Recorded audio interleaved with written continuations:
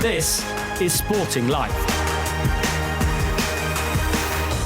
Well, welcome along to the Sporting Life Racing Podcast. David Orr, joined by David Johnson, Billy Nash, Graham Cunningham and Ed Chamberlain. And just whisper it quietly, we've actually got some decent racing to look forward to this weekend. The Cold Snap's gone. Both storms, I think, will have passed through by the weekend. Good to soft ground forecast at Cheltenham. All seems well with the world. But we'll start by looking back on a couple of performances last weekend, because there were a couple of notable ones. Billy, Allaho's the obvious starting point.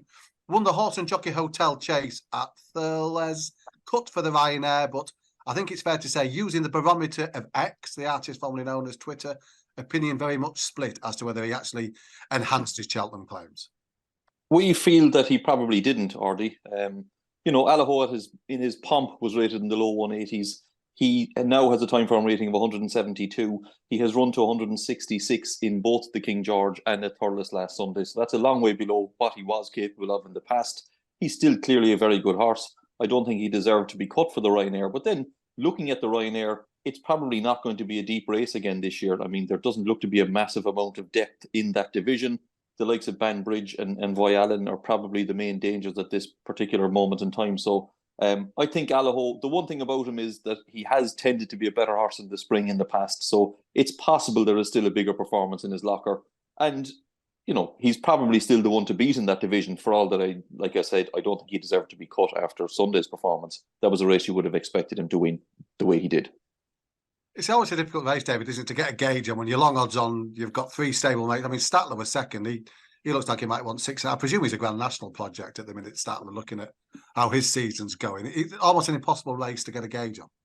It is a very difficult races to assess. Obviously, you've got the Clonmel Oil Chase as well that he made his reappearance in. Small field, heavy ground, 9 lengths. Obviously, the King George is sort of your most solid piece of form, you would think, really, wouldn't you? And he wasn't really convincing there the way that he didn't finish particularly strongly. And then he's done by pretty much the bare minimum that what you would expect him to do in this race. And as Billy said, in his favour is he does go well in the spring, and his 2 most convincing efforts have been in the Ryanair, but the form just doesn't amount to a great deal. And at this stage, I'd be looking to take him on, even if it looks like it won't be with John Bon. Do you see as a horse you've got a particularly strong view on? I wouldn't want to take him on strongly. My hat's off to him for having a tough away game over Christmas, and a little over 3 weeks later, he's out in grueling conditions and winning. Beating a very mixed bag, but beating them with authority. And I think we've had a few horses already this winter who we've just grabbed a little bit, and at some point they will bounce right back, if not to the very best, then close to it. So he adds a lot to any Cheltenham Festival, Allaho. So good on him. But it's interesting that he's had now 3 races and 2 relatively quick ones after a long injury break. So they're not wrapping him up, are they? Definitely not. And Ed, we had that on the ITV screens. The guy who presents the NFL and football was back on, I see, presenting the Winter Millions on Sunday. We had Allaho. Your Sporting Life colleague, yeah. Sporting Life colleague. Look forward to seeing him sometime in March. Lon Presse took the centre stage on the domestic front at the Fleur de Lis Chase. Pitstairs, I think, Fleur de Lis Chase. That was a cracking little race, wasn't it? Yeah, cracking result, really, because that breathes so much life into the 100th Cheltenham Gold Cup, doesn't it, Audie? Having Lon Presse British for one and a really strong contender as well. It didn't look likely early on, did it? I don't know what you thought watching. I was thinking, oh no. Turns out he's probably just a bit rusty, but he won't be able to do that in a Gold Cup early on, will he? And I think he is a contender. I was surprised to hear them say they might go to Ascot before Cheltenham. That surprised me. And he's going to have to improve a good deal, I think. The Timeform boys will know more than me, but getting weight from Protectorat and beating him, they'll need a lot more against Galopin and co. What I love about it was the interview with the owner afterwards, Audie.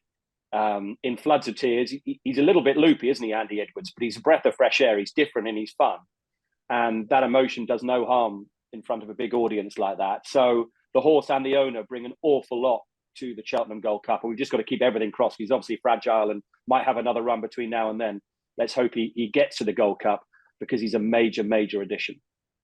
GC Ed touched on it there. The fact that they're talking about a stepping stone to Cheltenham with him, with a horse that's been off for so long. The first question, the bounce. We haven't had that on the podcast for a couple of years. Yeah, the chances of me and I think quite a few people of knocking connections for having a go before Cheltenham is fairly slim. I was pretty impressed. And the main reason, for two reasons actually, I thought Protectorate was right back on his A game. You could see it from early on, out in front. He was jumping with tons of enthusiasm. Yes, he was giving Long Press £4, but that was a peak form Protectorate, who is a really good horse, not a peak form Galopin, but he's very good. And I thought he beat him quite snugly. I watched the race again last night. I think he only got one reminder with what I like to call the whip. And he was quite nicely on top late on. So Cheltenham form is a plus. Got a very, very good strike rate. He's still relatively low mileage over fences. And I think when they're coming down the hill in the Gold Cup, he'll be one of them that we'll be getting in a few cheers. David, Phil Turner made the point that Protectorate comes out the best horse in the race on Sunday on races. But what sort of numbers Long Presse sitting on? Would he be heading towards best of British? He's a little bit behind Shishkin, I think, on the ratings. He only had to run to 165. We've still got him with a time form rating of 171. That's pretty much what he achieved in Handicap Company. And then I think he'd have run to that sort of figure if he hadn't have unseated late on in the King George behind Brave Man's Game. So, in terms of the very best horses in the Gold Cup, Galopin des Champs is capable of running to that 180. Shishkin probably is capable of running into the high 170s. Is Long Press going to find that kind of level to shake them up if they're at their best in a Gold Cup? Perhaps not, but he does look a very solid performer. There's every reason to think he could run in the 170s in a Gold Cup. And if he puts it all together, he's going to be bang there for a place, I think, and one of those well capable of picking up the pieces if anything does go wrong with the other pair. And another feather in the cap of what's proven a blinding season for Venetia Williams. I mean, in terms of horses holding the form and the strike rate, it's really impressive, isn't it? Really, we know how desperate you are to find a British bet or six at Cheltenham. Will Long Presse be on the national list? I think he's probably the main danger from a British point of view. I think he's the best of the British at this moment. That'll be a my wide opinion, selection there, Billy. You're going to finish seventh. Well, there you go. But I would think he's a bigger danger than a Brave Man's Game or a Shishkin, to be perfectly honest. I thought that was a good performance at the weekend. I think he can only improve for it. It was his first run for a long time.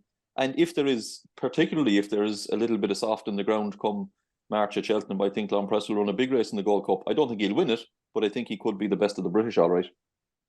No, there's been lots of sort of races saved from last week, slotting into various places. The Lightning Novices Chase landed at Lingfield on Sunday. JPR One won the race, jumped well, beat Matata. People sat about 14-16s for the Arkle. Is he a grade one horse for you?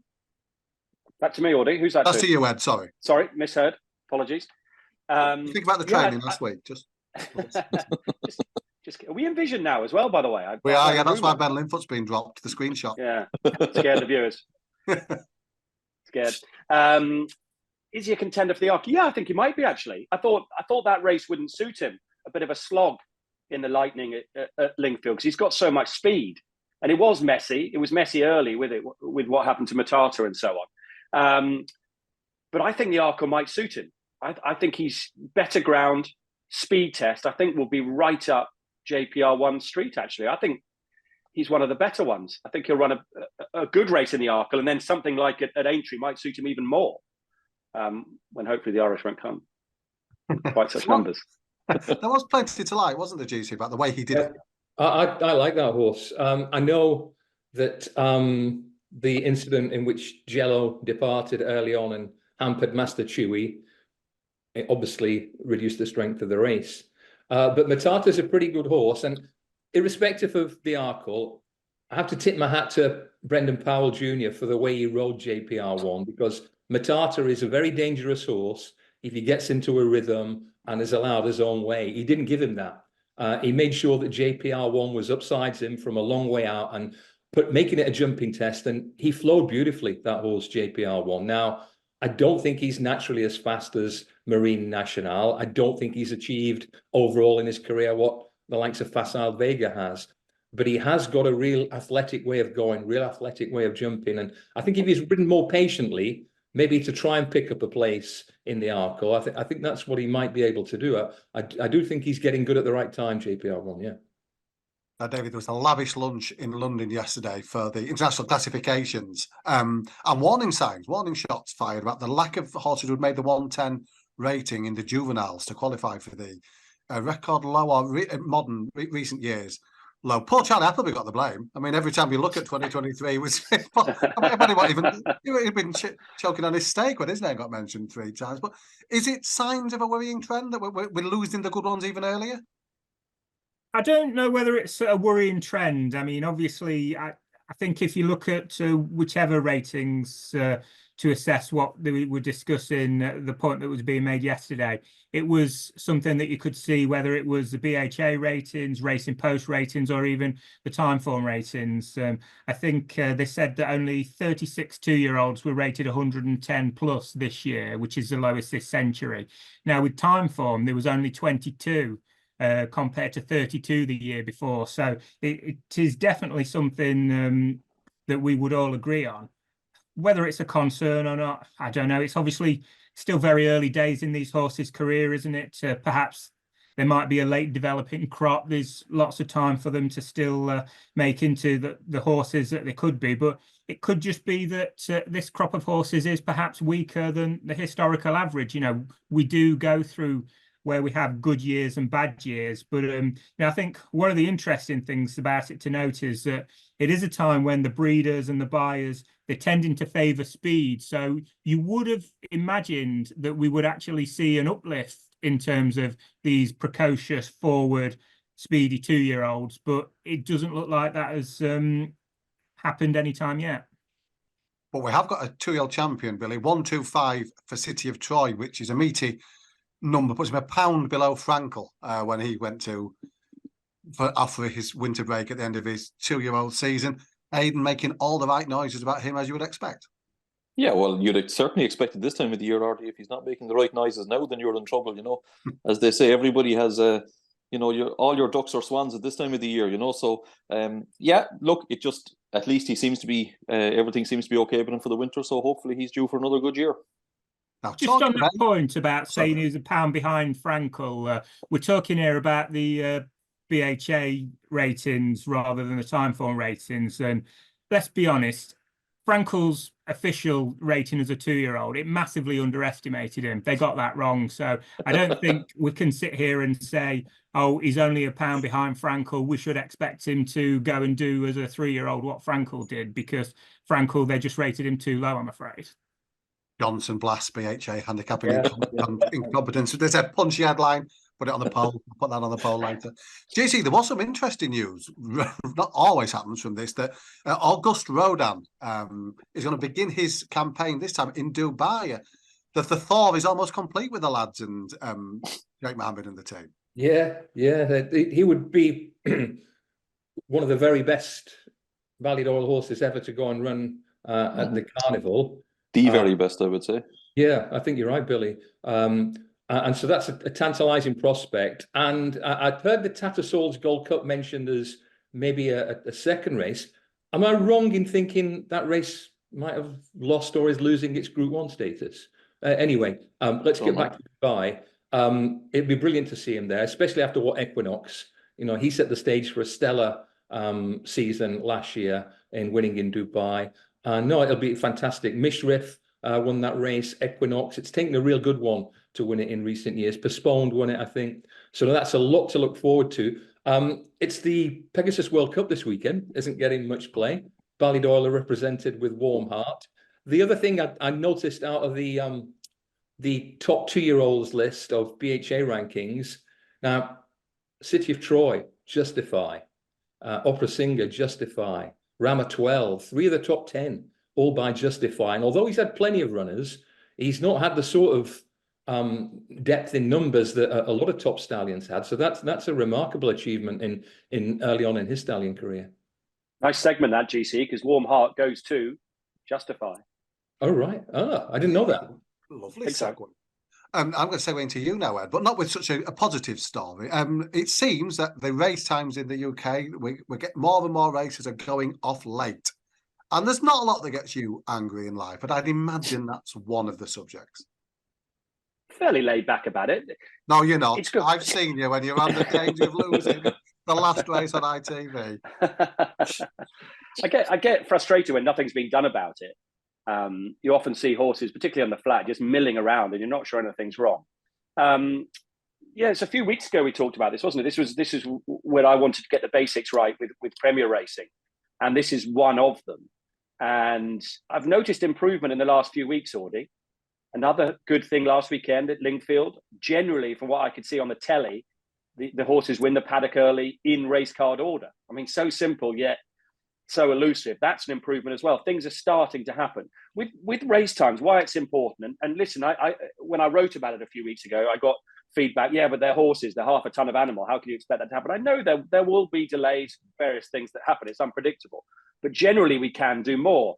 And why it's frustrating, and there's a load of reasons it's frustrating, and this is only from a personal point of view working in television, and GC will know all about this as well, is you'll often get criticised for not showing horses for the following race. A lot of the time, there's nothing you can do about it because the previous race has gone off late.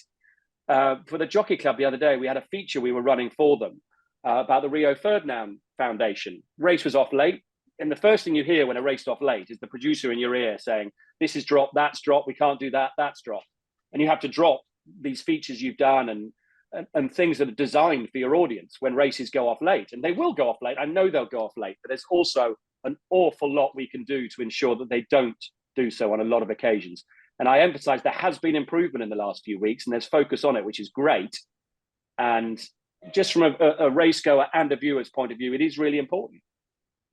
David, Ed touched upon it. Martin Cuddis's interview, he mentioned getting horses into the parade ring early, in race card order, parading so that all the race goers see it. The number of times you go racing, sometimes even in the summer, and a horse will do one lap. He'll be in literally saddle on, jockey up now. Can you see that being implemented?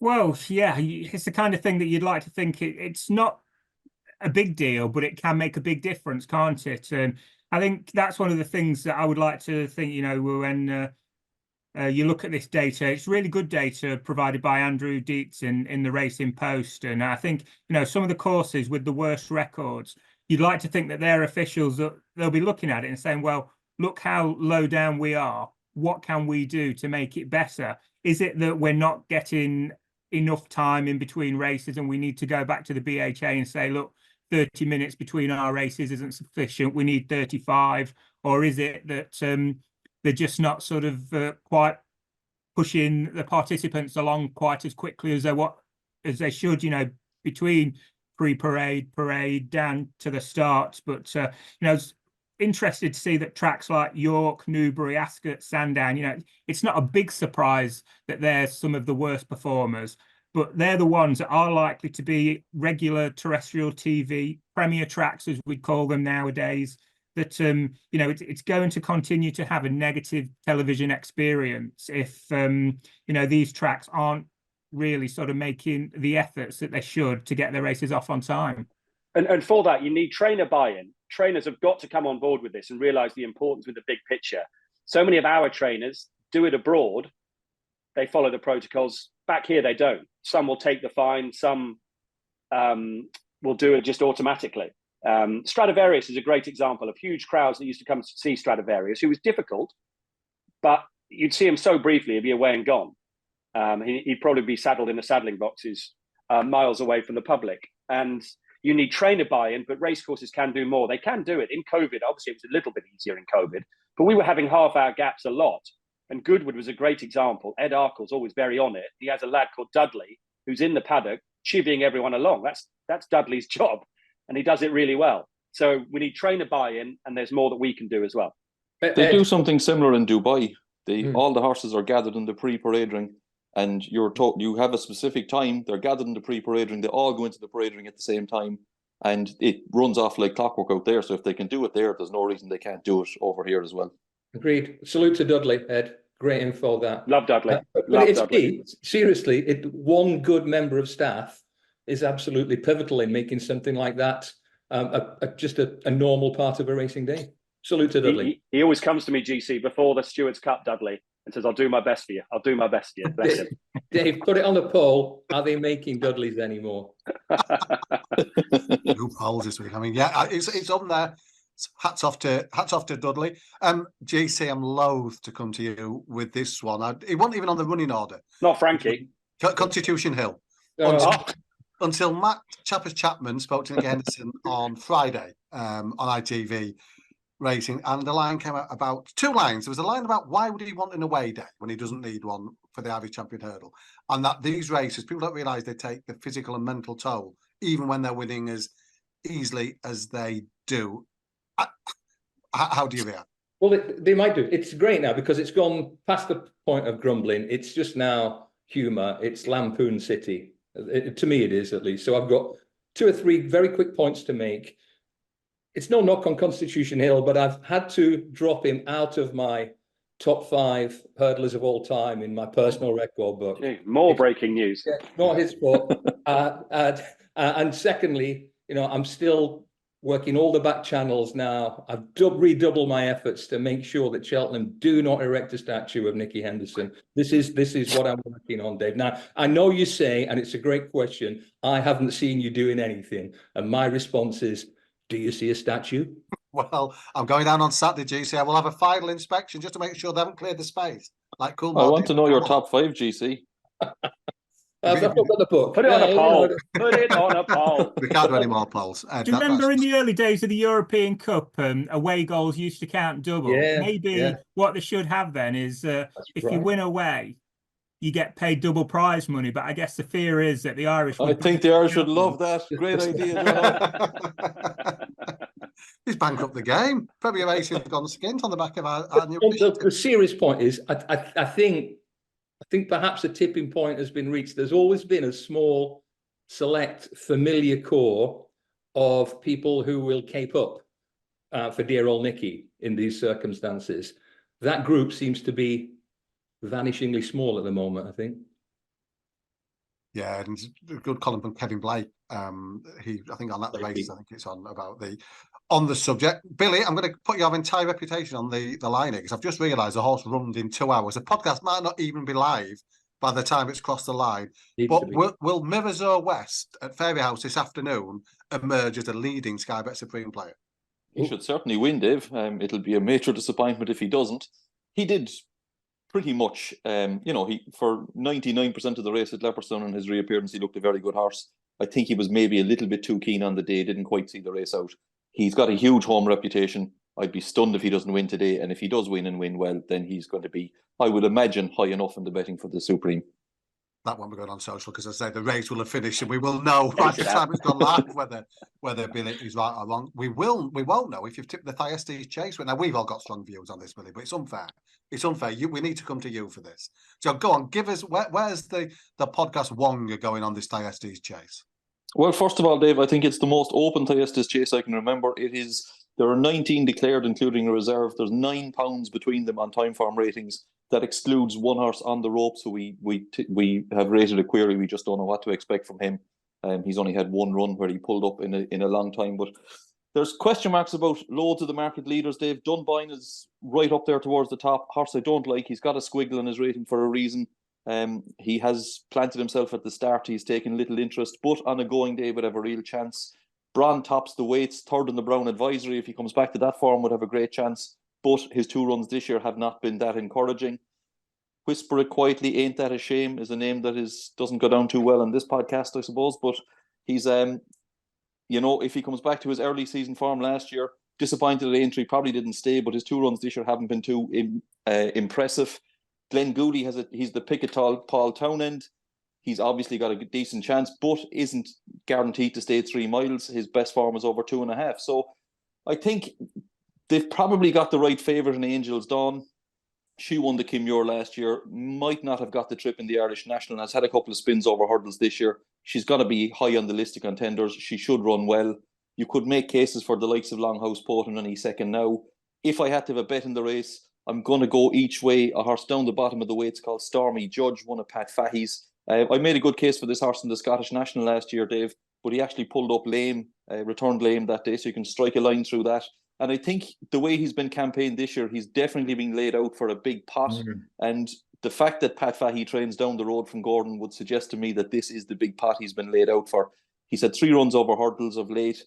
He caught my eye in no uncertain terms at Leopardstown, a 2.5 mile handicap hurdle, and never nearer 5th on that occasion. It was really testing ground that day, but even still, he was only getting going at the end of 2.5 miles. He wants every step at 3. It'll be pretty testing at Gordon tomorrow. You've had an awful lot of rain over here, so the ground will be bad. That won't bother him in the slightest. He'll be running on when a lot of them are stopping.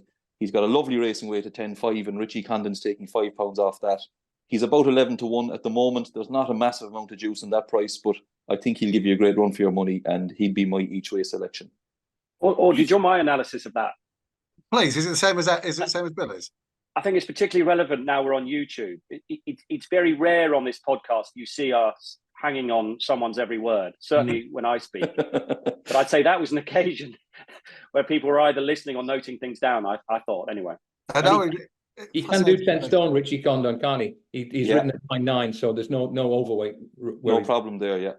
I was just going to say the issue of Gordon Elliott's numerical domination of these stay-in handicap chases in Ireland isn't going anywhere, is it? He's got 6 of the 18 declared, or 7 of the 19 if you include the reserve. So that story is going to run and run, as they say, whether they decide to do anything with regards the field sizes and capping trainers in the big races over here, isn't it? Do you think it's just going to die a very quiet death, that story? It was sort of not announced, it was sort of leaked out, wasn't it? And I think it's going to leak its way back with nothing done whatsoever. Probably for the best. The National Weights Lunch, couldn't it, JC? Do you ever think unveil them and there's like 16 Elliott ones in there? They just go on. Which 4 are you going to run? That's all you're allowed. Yeah. It's a long way off. I just wanted to just bring this on Billy. Have you heard anything, Billy, about Marla Mission? Ran a fantastic race for second behind That's All Right Gino. I'll talk about him in a minute in the Coral Gold Trophy. Hasn't been since, but crikey, he didn't have run well at Newbury, despite losing his 2 front shoes. And he just gave me the impression that he might be a right intrigue Grand National type. Well, you'll be delighted to hear this, GC. This will be right up your street. John McConnell is the last I heard from John McConnell asked about Marla Mission. He was going straight to Aintree. Really? So there you go. Yeah. So now I applaud that. Miss all the big races. Just go for the one that I want him to go for. Wrap my horse in cotton wool, really? please. That's fascinating. Yeah, that was the plan anyway, unless things have changed in the meantime. But I think all is good with him, I believe.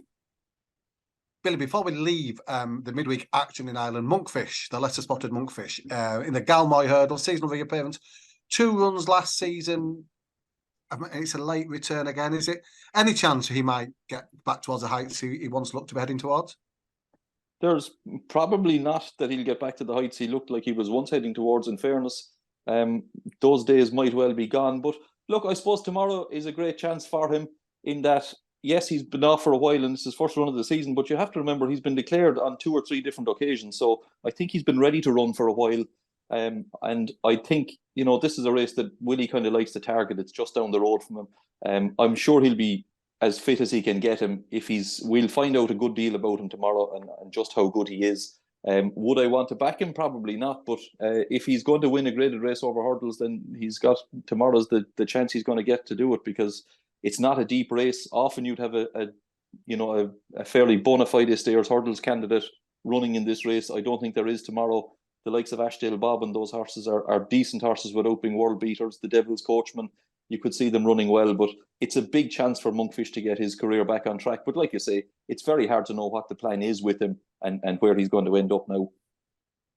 Let's talk Cheltenham. And for once, it's short term. It's Festival Trials Day on Saturday. Ed, you must be delighted with the cast list. It's fascinating, isn't it? Some really interesting races. Brilliant racing, right from the off, Audie. And I know there's been a bit of talk about whether the Clarence House should be at Doncaster or Cheltenham, or whether it should be at all. I'm actually delighted it's at Cheltenham. We can really give it proper attention as we're there on Saturday. Arguably, the race of the day comes straight up, Audie. That Triumph Hurdle Trial could be an absolute ripper. I'm not sure the Gary Moore horse will run, because I think it's going to be good to soft ground by the look of it on Saturday. And I know he wants pretty deep ground for that horse, but I think the others will turn up. The Jane Williams horse of particular interest, Sagino, they think the world of at Seven Barrows. Looked a bit raw last time for me. But the horse I think the sport should want to win is Burdett Road. And the reason I say that is we talk a lot about ownership on here and British owners and so on. And losing flat horses abroad is obviously a big topic as well. Well, Tim Gredley's having a right go, isn't he? A right go. And with Burdett Road, a Royal Ascot winner, it would be great if that horse won on Saturday, goes to the Triumph as a leading contender, because hopefully it might lead others to have a crack with some horses off the flat, because we badly need them, because over here, that is a very bare cupboard at the minute. And JC, this is good, isn't it? Because we've got him, we've got the Burdett Road, we've got Sergino. You look at the time for ratings, there's a load within 4 or 5 pounds as well, with P's attached to them. This is a properly deep juvenile contest. Yeah, and the whole card is a card we can attack as a standalone event rather than means to an end in terms of Cheltenham. They're good races and they've got some depth. Burdett Road's just really fast, isn't he? He still has something to learn about hurdling. But when you look at the way he won at Cheltenham before Christmas, and it's not a bad horse that, Billy, get ready for me to butcher this. On Broad Fassa? Not too bad. On Bradon Fassa. It means the salmon of knowledge. With no Ben Linford, what chance have we got with pronunciations this week? There you go. But he gave him plenty of start, still had a bit to do at the last, picked him up and was careering away. So if he ever starts to really get his hurdling right, he's going to be a real good juvenile. I think he's be interesting in the paddock head to see them. I bet Sergino, just looking at the videos so far, he looks like he will absolutely dwarf the likes of Burdett Road. Oh, he's gorgeous, Yeah, that's not to say he's going to be faster, but he looks a really good prospect. I think Paul Nicholls might be tempted to wait for Musselburgh the weekend after with Liari. Salva, with a drying forecast, I think would be an unlikely runner, but you still get plenty of depth. I don't know whether Gordon will send that filly Woodhoo, but she's unbeaten in 4. She's got a rating of 130, and she would get £7 from Burdett Road. And 5. She's also in at Doncaster. Is she? Right, there you go. In a listed race, yeah. Philly's listed race. It might turn into Cobden versus D. Boinville, Burdett Road and Sergino, but it's going to have a significant bearing on the Triumph market. But in its own right, it's a real good race. And Interlotto's in there for Joseph Davil Jotto. He's really interesting, isn't he, Billy? He's a very interesting horse, yeah. Looked a maiden on the flat, but he ran in some really good quality maidens on the flat. Looked a really good prospect at Leopardstown already. He won a big field juvenile maiden hurdle, won it really well. Now, the form of that race isn't working out particularly well. That's the one slight negative about him, but he's a very promising horse. Would be really interesting if he does come across. Would give us a pretty good line. Joseph also has Cossack Chak in the race, who has run in some of the better juvenile hurdles in Ireland. Shouldn't really be good enough, but yeah, I'd agree with GC. I think this is a fascinating race. David, I know Ed's trying to move the races around so that Timeform Novices Handicap Chase can make the ITV coverage. I think half of our team's down there. They're sending the big guns, I've heard, Audie. The big guns are coming down. Don't you worry. There are plenty of big guns down there. I won't ask you about the Timeform Novices Handicap Chase, David. You'll be delighted to know. Although I do know that you haven't got a view on it, have you, DJ? No, not a strong view at all. But just pointing out what a good trial it has been for the festival down the years. Stage Star won last year. Simply the Bets, Imperial Aura, they were first and second in 2020, and they both won at the festival. I think Mr. Whitaker followed up back in 2018. So yeah, it's a shocking decision really that it's not on ITV and that they've put that Clarence House on instead. Lamentable. It's great. A quick line on that race. As you say, it's got a real heritage, that race. I'm sure the Timeform lads and the handicappers in particular are particularly keen to nail the winner with the top rated, and top rated with a P is Ginny's Destiny, who's got very strong Cheltenham form, not once but twice. You wouldn't believe how fat he was when he came to Paul Nicholls. Not my words, not my words, those of Paul Nicholls himself. So he seems to be getting better and better. And I think it's a £6 rise for what he did last time. I think it still leaves him as a pretty nicely handicapped horse. Fascinating race, that one. David, let's talk the Paddy Power Cotswold Chase. Royal Pagal, Betfair Chase Hero, just about favourite, but there's looks like we're going to get all 6 turning up, and all 6 with a chance of some sort. It's one of them races where you go round in circles, because for as many positives you can find about some horses, you'll find as many negatives as well. And I mean, Royal Pagal, like you say, he's favourite, and he had the Timeform ratings. He's a Group 1 winner, even though, like I say, he's got the penalty. But you know, he's run at Cheltenham 3 times and he's disappointed, relatively speaking, 3 times. But all 3 of those were in the Gold Cup. So, I mean, this race, it's very unlikely that it's going to be run at the kind of demanding gallop that a Gold Cup is. So perhaps his jumping might hold up better in this field than it has done previously. So, yeah, I mean, really interesting one down the bottom is Stay Away Faye, the novice. Only had the 2 runs, got plenty to find on form. But if you look at all of these horses, when they, you know, you've got to think about it. We're not judging Stay Away Faye in the same way as what we are these other horses, because they've had so many more opportunities to run to higher figures, whereas Stay Away Faye's only had the 2 runs over fences. Ahoy Senor, he was only rated 157p after 2 starts over fences. The Real Whacker, 153p after 2 runs over fences. So even though Stay Away Faye's only 150p, there's very good chance that he's going to be able to run above what he's done at the moment in a race like this. So, yeah, I couldn't tell you the winner, but it's a race I'll definitely be tuning into, because we'll find out a lot more.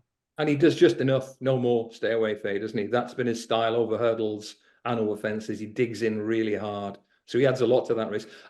My feeling about Royal Pagaille was the same as David's initially, about those 3 Gold Cup runs. But the second one, on ground that was, I think, nearing good, which he could well be on Saturday, he was right in the mix behind A Plutard, who was careering clear, but he was right in the mix for the places until the last fence. So I'm not going to hold the Cheltenham thing against Royal Pagaille. And if you're a strict ratings fan, you would probably gravitate towards him with his solid 160 odd mark rather than the potential of Stay Away Faye. Ed, I'm still replying to all, and I will get round to all the messages, having tipped That's All Right Gino for the Coral Gold Cup. It's been, Christmas has got me a bit behind with all me. You need to thank people for those, Audie. Well, I have thanked them, but I'm sending personal messages like Willie does when they ever win. It's a handwritten letter that I'll get him. Thank you again for the messages. But if you look at the time farm ratings, Ed, he's 170p. You're looking at 178 Royal Pagaille, top of the shop. Could he even take the step up into graded company in his stride? Yeah, of course he could. Of course he could. And I think the connections of That's All Right Gino will be pleased with the forecast. I think it'll suit them down to the ground. I think you can make a case for all of them, Audie. I'm just not sure how high that bar is. My love affair with Stay Away Faye goes on, really. I'm delighted that Nichols has come here. This test, over 3 miles at Cheltenham, he's so much better than if he'd gone to the Reynolds down at Ascot. I don't like that race as a prep for Cheltenham, certainly. And I just think he's got a massive chance against this lot on Saturday. I really do. As GC says, he only ever does enough. They think the world of him, and he's a grinder in a race that this does turn into a slog generally. I remember Chantry House's year when he won this. They were barely travelling up the hill that day. And I just think Stay Away Faye. I know I don't think a novice has won this since the Berlin Wall came down. Yeah. So he's up against it with history. But are they too related, do you think? Is it? It's an interesting article. I'll do the numbers. I'll crunch the numbers pre-Berlin Wall. It's a big day for the cement-footed Ahoy Senor and the frustrating the Real Whacker, isn't it? They need to sharpen up quickly if they're going to have any sort of festival potential this year. But those being in here, it makes a real fascinating. I'm just going to say tactically how fascinating it is with those 2 in there, Ahoy Senor and the Real Whacker. Stay Away Faye, he's pretty much likely to be bang up there with the pace, isn't it? So, you mentioned That's All Right Gino looked so good coming off the pace in the Coral Gold Cup. Maybe that race will be run to suit him more than maybe some of the others. Capadano's another hold-up horse, but who knows if he's going to turn up, Dave? Now, bear in mind, Fran Berry and the Irish Tipping Union are watching this now on YouTube, Billy Nash. Will Capadano win the Cotswold Chase? I don't know why you're asking me. No, it's a simple question. Will he run is the first question. Yes, he is. Willie said from Barbados he's an intended runner. Okay, the only one is cemented to this week.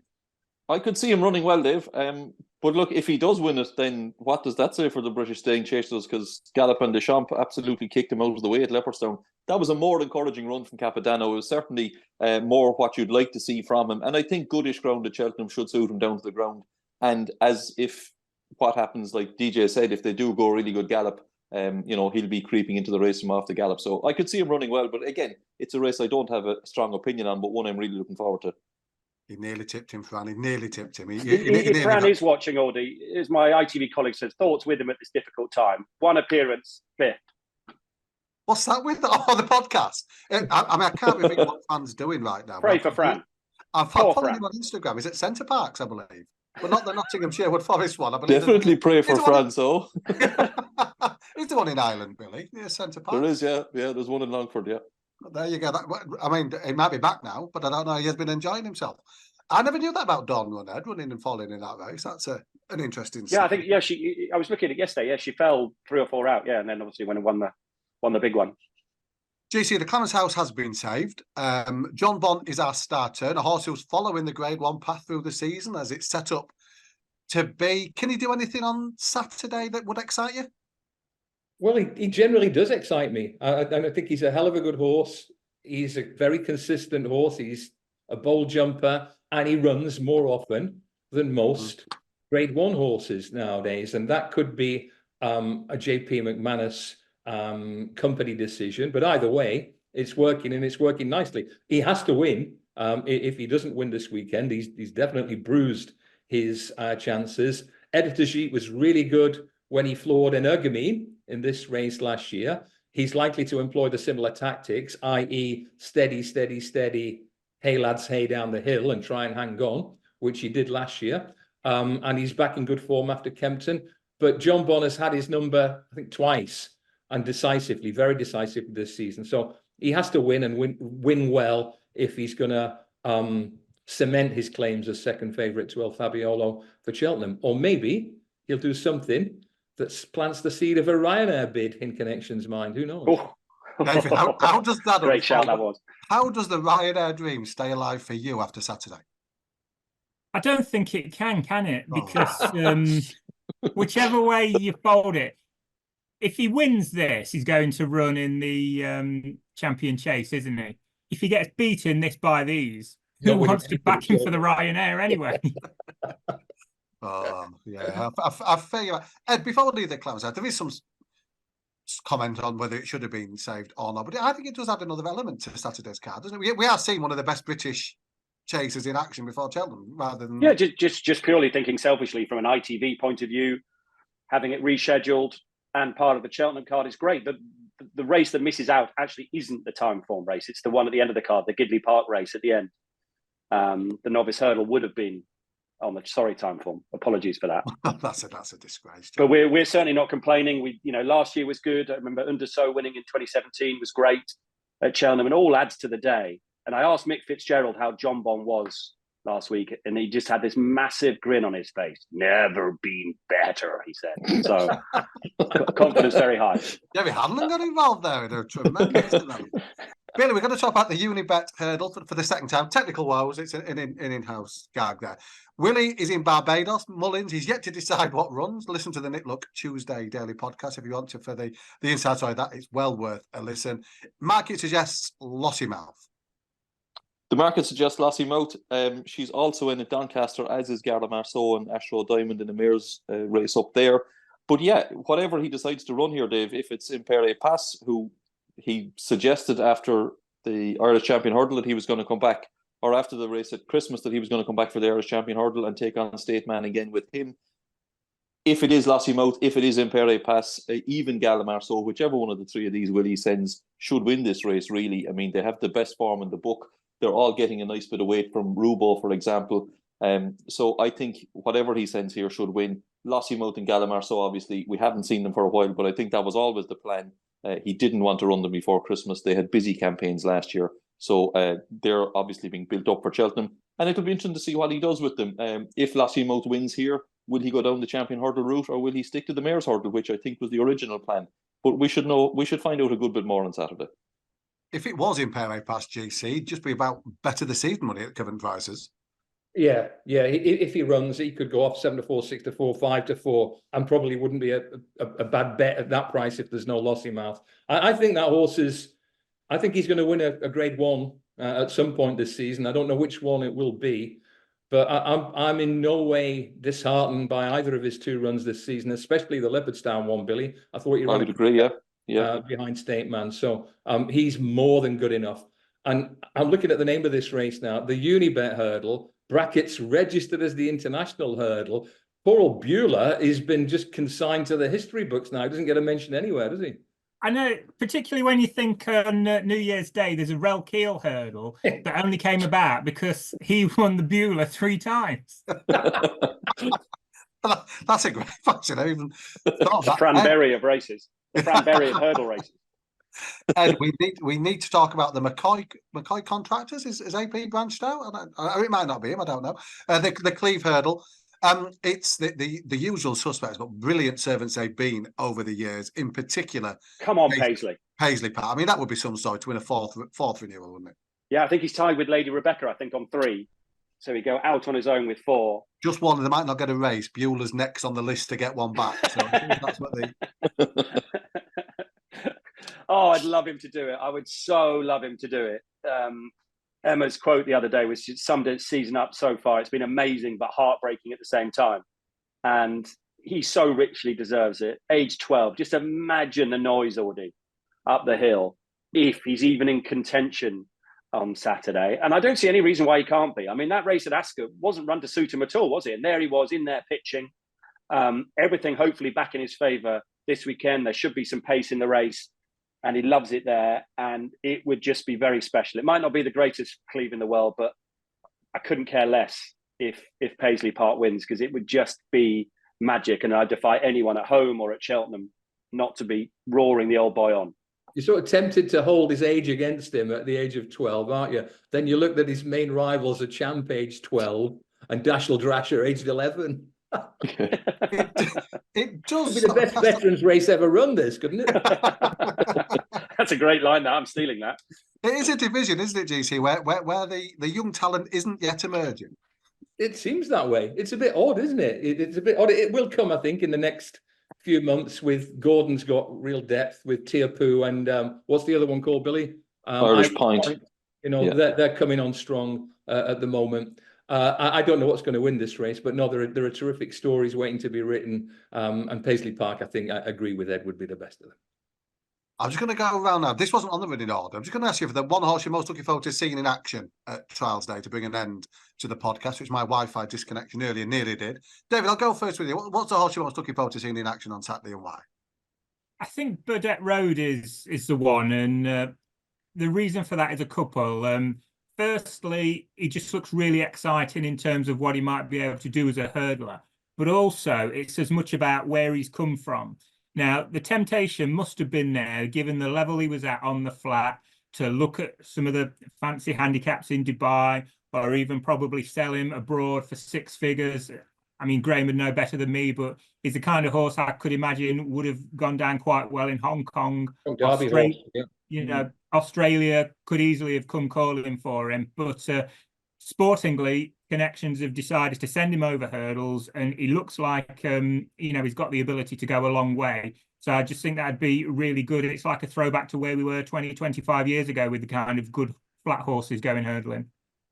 Yeah, absolutely. Billy, horse for you for looking forward to? Certainly the race I'm most looking forward to, Dave, is that juvenile hurdle at Cheltenham. I think that could be a cracker. I'm just going to go away from the Cheltenham card very briefly if I can. One horse in Ireland that I'm really looking forward to seeing this Saturday is Jade de Grugy of Willie Mullins in the Solarina Mayor's Novice Hurdle. Was very taken with her in the maiden hurdle at Christmas. She's dropping back 2 furlongs in trip. That shouldn't be a bother to her. And this is a race really that Willie likes to run his better mares in. So I think this one will be very close, if not leading the market for the Mayor's Novice Hurdle after Saturday.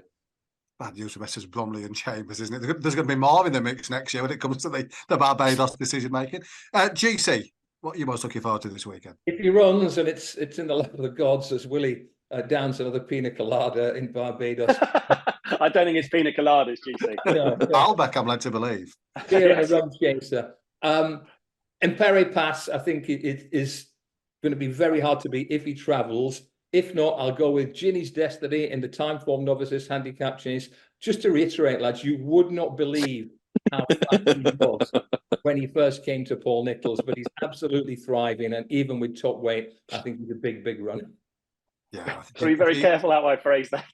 if he wins and becomes a second back-to-back festival ready to come out of that race, with a clamour for the race to be on ITV next year will just be growing. But Ed, it's not on this year.